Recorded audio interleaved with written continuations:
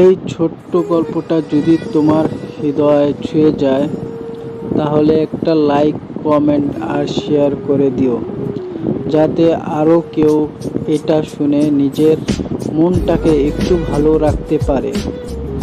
আর এমন আরও গল্প পেতে চ্যানেলটা সাবস্ক্রাইব করে পাশে থেকো। একদিন এক মেয়ে আয়নার সামনে দাঁড়িয়ে বলল,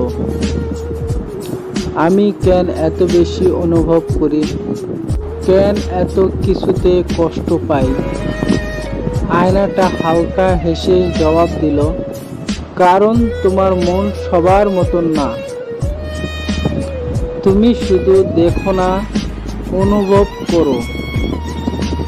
তোমার চোখে শুধু দুনিয়া না, মানুষের ভিতরের কষ্ট ও ধরা পড়ে। মেয়ে বলল, তাহলে আমি কি খুব দুর্বল? আয়না বলল, না, তুমি সে মানুষ যে ভাঙা মন নিয়েও অন্যকে জোড়া লাগানোর চেষ্টা করে। এটাই তো সত্যিকারের শক্তি। এটার মানে হলো, সবাই কাঁদে না মানে এই না তারা শক্তিশালী, আর যারা কাঁদে মানে এই না তারা দুর্বল।